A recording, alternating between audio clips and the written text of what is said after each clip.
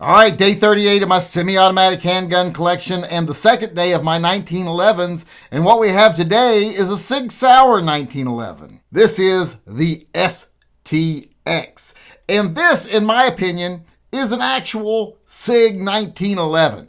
This is what a SIG 1911 should be. Now, the only thing about the gun that could be better is that it's chambered in 45 ACP, and what would be better is if it was 10 millimeter. But if it's not going to be 10 millimeter, I would rather it be 45 ACP than 9 millimeter. And like most of my 1911s, it holds 8+1 rounds of 45 ACP for a total of 9 rounds.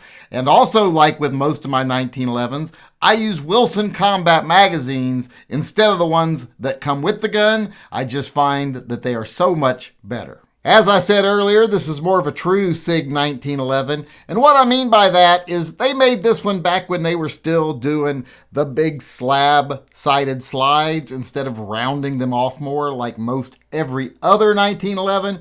When it became hard to tell a SIG from a Kimber, that's when they stopped being real SIG 1911s, in my opinion.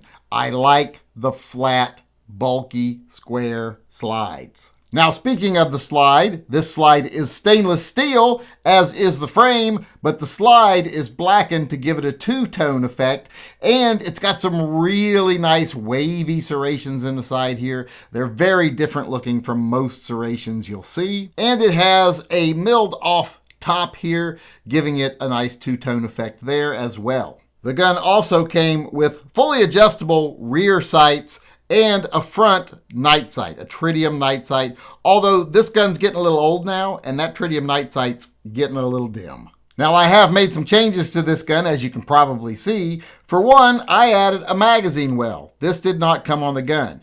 At least I don't think it came with any at all. It definitely didn't come with this one. I added this one. Now, I also added a set of lock grip Punisher grips on this gun, and I topped it off with some screws from Wicked Grips, and I think it looks great. Now, a lot of people are going to be like, I can't believe you have Punisher on your gun. That's so immature. Well, duh.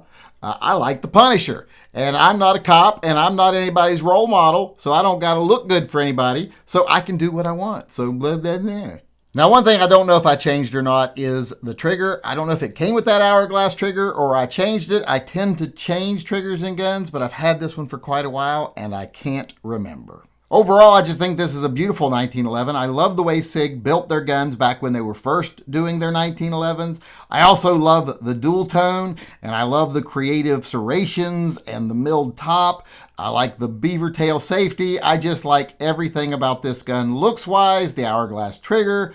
All of it looks really, really nice. And the gun is also an amazing shooter. I don't shoot 1911s very often, but if I was going to take one of my 1911s to shoot, this is probably the one I would do it with. In fact, this is the one I usually do take with me shooting because my son used to love to shoot it before he confiscated my 9mm Bull Armory 1911. This was the one he would always shoot, so this usually goes with us to the range. So it's had quite a few rounds through it, and it's still going strong. It is my STX SIG Sauer 1911 in 45 ACP.